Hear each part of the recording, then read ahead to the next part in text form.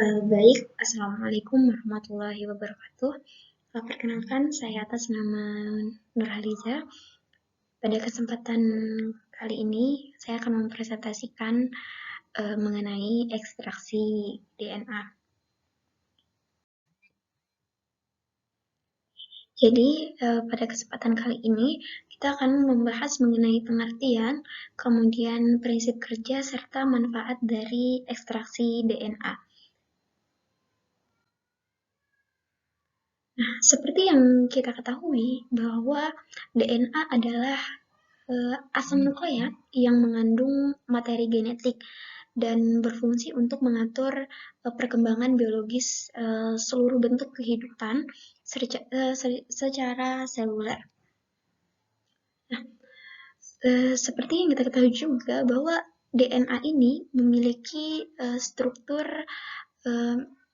pilihan utas ganda yang antiparalel dengan komponen-komponennya, yaitu gula pentosa atau yang kita ketahui juga dengan deoksiribosa, kemudian gugus fosfat dan pasangan basa. Nah, seperti sebelumnya, DNA ini sendiri memiliki struktur pilihan utas ganda yang antiparalel dengan komponen-komponennya. Jadi, DNA ini sendiri terdiri atas satu gula pentosa, satu gugus fosfat, dan satu pasang basa yang disebut nukleotida. Nah, jadi di kesempatan kali ini kita akan bahas mengenai pengertian ekstraksi DNA. Nah, ekstraksi DNA ini merupakan teknik untuk mengeluarkan DNA dari inti sel atau organel sel. Nah, DNA ini sendiri dapat diekstraksi dari sampel jaringan, ya baik yang masih segar, beku, dikeringkan, atau yang disimpan dalam alkohol ataupun buffer. Nah, ekstraksi DNA ini sendiri bertujuan untuk membuang atau istilahnya memisahkan DNA dari komponen lainnya seperti memisahkan dari protein, karbohidrat, serta lemak. Nah, selain itu, ekstraksi DNA ini juga merupakan prosedur rutin dalam analisis molekuler, yang dimana jumlah dan kualitas DNA hasil ekstraksi ini bervariasi tergantung dari spesies tanaman, sehingga mempengaruhi analisis lebih lanjut seperti hibridisasi DNA. Kemudian, pada proses DNA ini sendiri, banyak strategi yang digunakan untuk ekstraksi DNA ini sendiri. Nah, kemudian masuk kepada prinsip kerja dari ekstraksi DNA. Nah, dalam proses ekstraksi DNA ini terjadi pelepasan untai materi genetik dari inti sel sehingga didapatkan DNA yang murni. Ini adalah cara umumnya, hal yang umum kita ketahui bahwa ekstraksi DNA ini pelepasan untai materi genetik dari inti sel sehingga didapatkan DNA yang murni. Namun sebelum mendapatkan DNA yang murni ini, ada beberapa tahapan yang perlu dilalui sebelum didapatkan DNA murni ini atau hasil dari ekstraksi DNA ini. Nah, dalam hal ini terdapat 4 tahapan yang terjadi dalam proses ekstraksi DNA.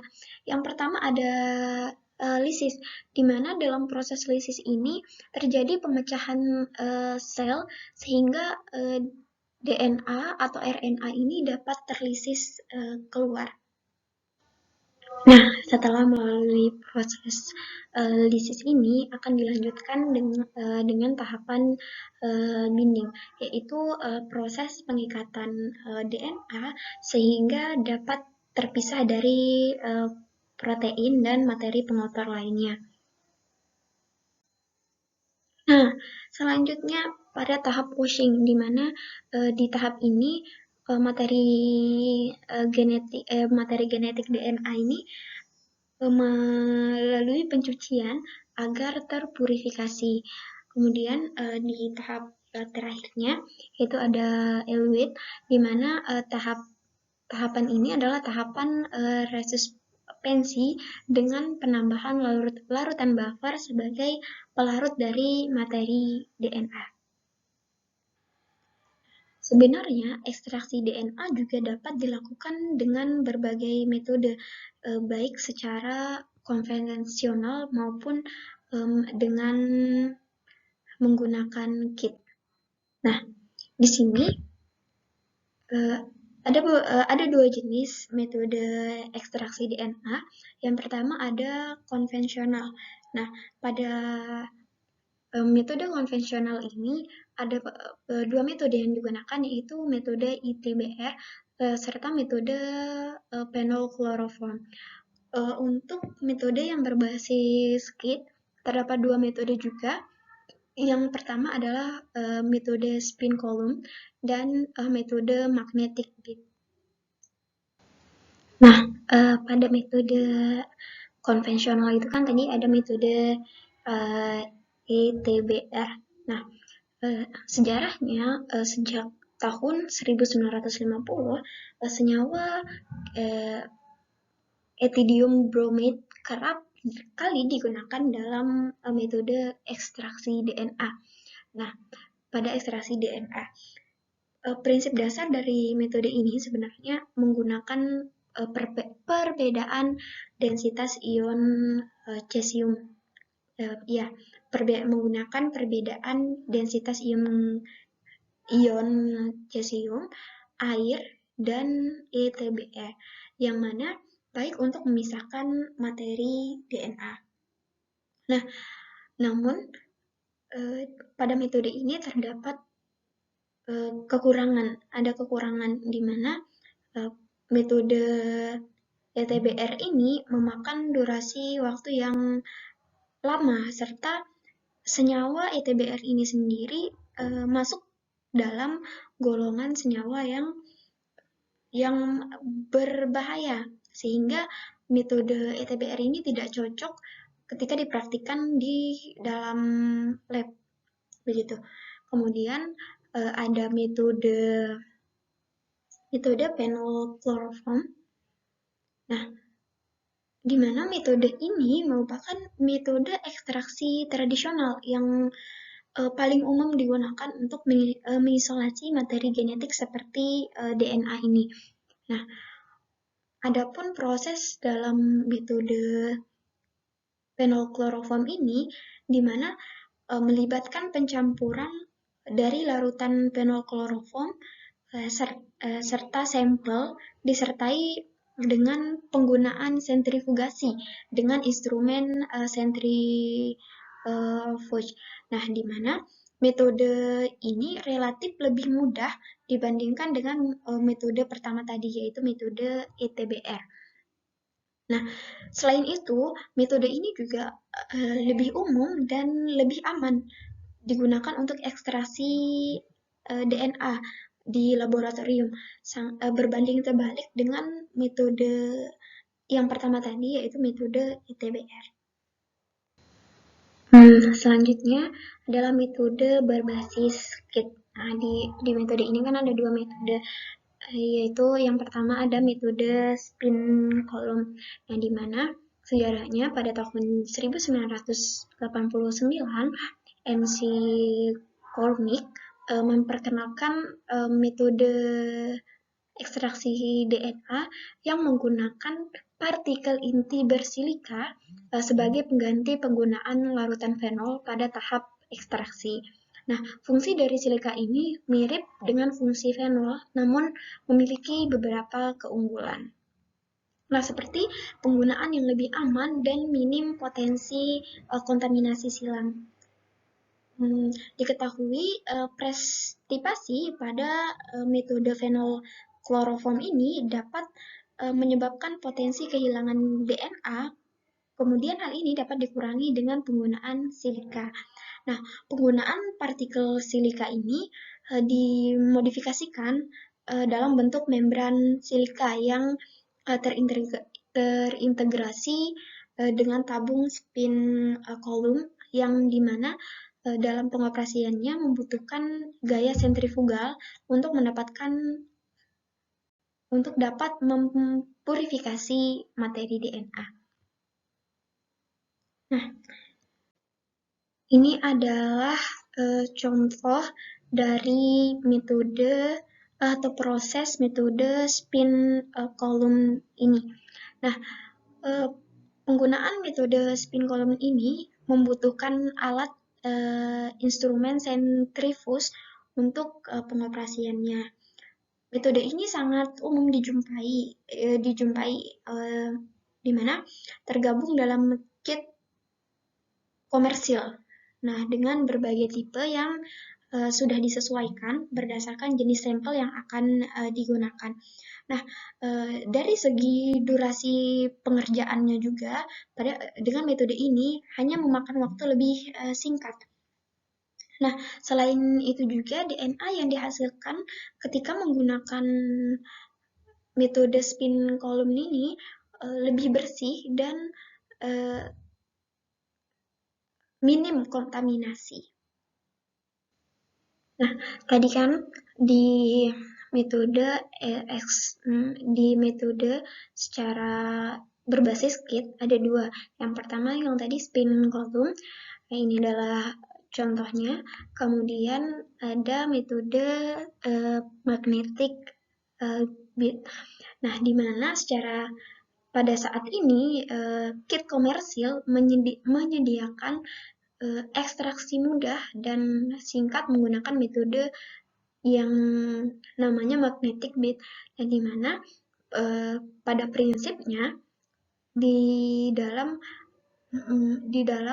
metode ini menerapkan prinsip lisis alkali, prinsip lisis alkali yang telah dimodifikasi. Nah, prinsip lisis alkali yang telah dimodifikasi ini diikuti dengan pengikatan asam nukleat ke partikel magnetik. Nah, nanti pada instrumen yang terdapat magnet yang digunakan untuk menangkap partikel magnet yang terikat asam nukleat dan kontaminan zat pemotor lainnya dihilangkan dengan cara mencuci dengan wash buffer yang telah disediakan. Nah, asam nukleat kemudian akan elusi dari partikel magnet dengan buffer elusi. Ini adalah contoh dari proses metode ekstraksi magnetic bead.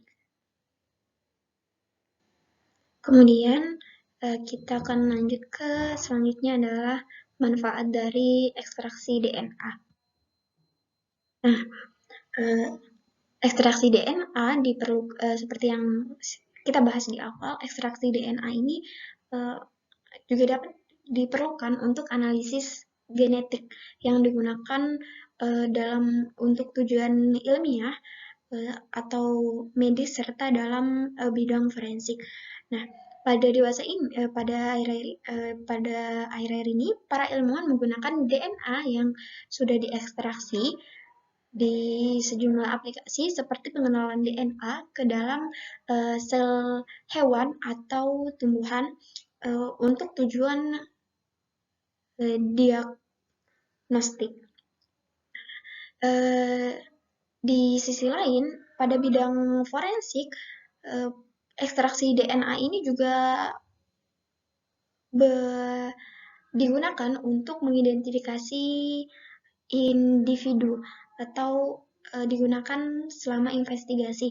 Contohnya bagi korban pemerkosaan, pencurian, kecelakaan, ataupun korban perang.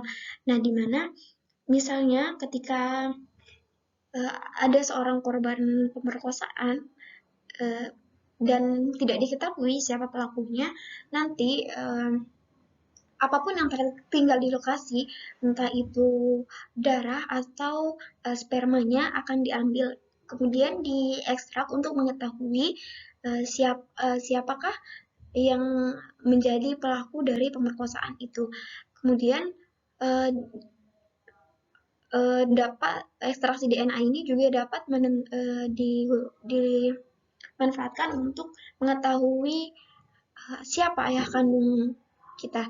Misalnya ada seorang anak yang ingin mengetahui siapa ayah kandungnya, begitu. Nah, dapat digunakan juga untuk mengidentifikasi hewan dan dapat digunakan untuk mengidentifikasi hewan. Mungkin sekian presentasi dari saya, kurang dan lebihnya mohon dimaafkan. Wassalamualaikum warahmatullahi wabarakatuh.